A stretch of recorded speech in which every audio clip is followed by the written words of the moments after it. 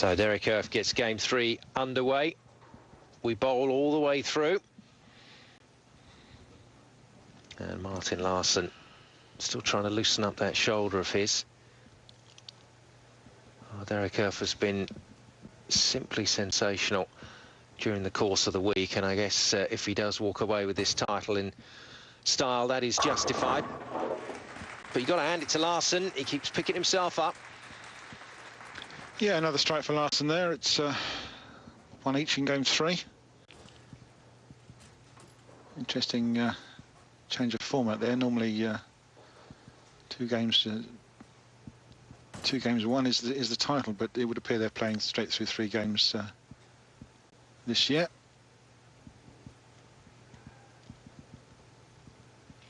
Yeah, you're right, Simon. He does like to exercise that shoulder just a little bit, doesn't he?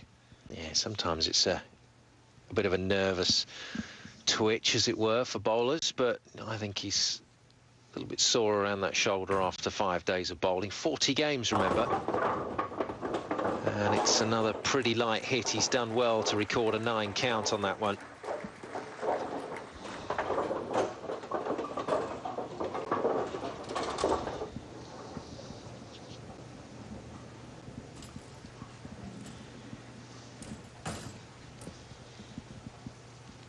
Yeah, ball just didn't get up to the pocket, did it? It's left the single pin standing, just a 2 pin.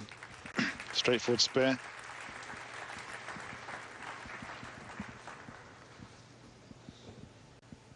Oh, fascinating competition. 83 countries or thereabouts have been turning up on a regular basis, and it makes it the biggest annual world sporting contest on the planet. Simon, you're quite right, yes. 82 men this year, 63 women, representing 85 countries, all at this one event. Oh, another huge messenger kicking right across the lane to take out the 10. Yeah, that's it. It's the headpin that bounces across it. It gets hit so hard by the ball, it goes left and hits the side panelling of the lane, which we call the kickback, and just bounces right back across the lane. And often or not, as it does just there, takes that 10 pin, the corner pin away. Looks quite spectacular. Sometimes, of course, it doesn't get it, and you leave that 10 pin standing. Shannon Pluhowski in the audience, watching on. Young American bowler, the left-hander, watching her compatriot Derek Eoff putting together a pretty strong challenge here for this World Cup. Talking of 10 pins, as I just was, that's exactly what's happened. No messenger this time. 10 pin stands as solid as a rock. And again, can only be a spare. It's nice to see all the players and competitors from the other ladies tournament and the men's tournament all out here supporting these 2 bowlers in the final. It's a tremendously social event. Sarah Vargas there of Colombia watching on. I know my bowlers, Gaz. Sarah was one of the ladies that rolled a 300 game this week, I'll have you know. Oh, blimey. There you go. Yes, more women than men recording the perfect game this week. Yeah, Sarah from Colombia rolled the first 300 game of the tournament. Yasmin Nathan from Singapore bowled the second one, and Cookie Lee from Hong Kong also racked up 12 in a row. And we nearly had it in this final. Not quite in game 2. Both men had a chance to bowl the perfect one. Yeah, how close that was. Absolutely unbelievable. 9 strikes each. In fact, it was 10 strikes, wasn't it? Just unbelievable. Yeah, they did all the hard work, basically. Stumbled at that last hurdle. Larsen taking his time here. There is the World Cup trophy. 44 times it has been contested, and there are some real legends carved onto the silver plating. The silver work on that trophy, the likes of Payeng Nepomuceno of the Philippines, youngest ever male bowler, 4-time winner. Started it out at 19 years of age in '76. And it's carried on from there, and I think that's largely led to this tournament becoming so big within the bowling community. The number of bowlers that have won this tournament and then gone on to even greater things. Absolutely, yes, Simon, you're quite right. Payeng Nepomuceno from the Philippines, probably one of the greatest bowlers the world has ever seen. 4 times champion of this event, spanning 20 years. Larsen back in to clear out for another spare, but the fizz has rather gone out of this final now, and that can sometimes be the case when you have 2 players going close to a maximum like that. Everything else can seem to be a little bit of an anticlimax, but Derek Eoff has to keep his concentration here.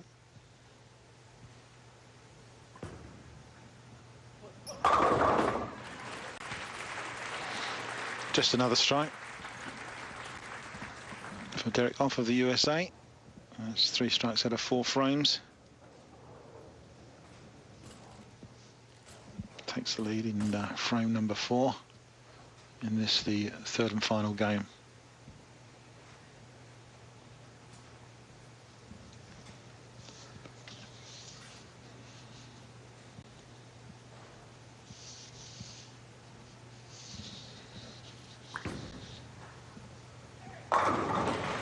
A little popping noise that some of you may be able to hear as the bowler delivers the ball is actually the thumb as it comes out of the drilled hole in the ball. The pop of the air as that thumb comes out away. And when you're right next to, if you've never seen bowling live, when you're right next to the bowlers, it can be a bit of a surprise. I think at every single tournament, Cass, new people to live 10-pin bowling, you'll always see somebody go, "Oh, what was that?" That's right. Yeah, it really goes off with a crack, doesn't it? It's the vacuum escaping from the thumb hole. Larsen, another strike in the 5th frame, just staying in touch. Larsen more of a stroker than a cranker, to keep with the 10-pin bowling parlance, so he gets less of a pop when the ball gets released than his opponent Derek. Yeah, not quite so much power in the whole setup and delivery of the ball, but the accuracy is the same. Derek Eoff, the real power player, opens his shoulders up and gives it all he's got. I must emphasise that Cass's pronunciation of Derek's name is completely correct. I find it ever so difficult. E-O-F-F, that's Derek's surname. And you're right, Cass, it is pronounced Oaf. It's just... I heard it on a telecast from the United States, and I'm going to go with that. So don't blame me, Derek Eoff. There we go, another clear out from Larsen. I'll tell you what this reminds me of. This reminds me of sort of late 60s, early 70s PBA shootout coverage. Showing your age, Simon. Very similar, doesn't it? Absolutely, yeah.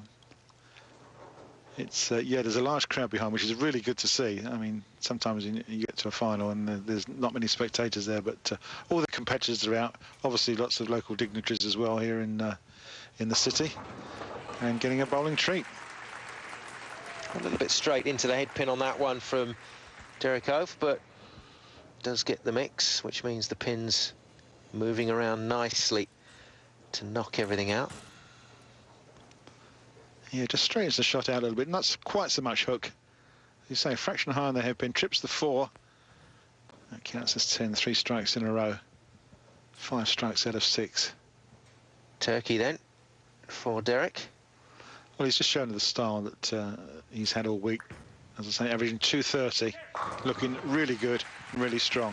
Superb stuff, turns it up for a 4-bagger. Derek Eoff well on his way now to this World Cup title, surely.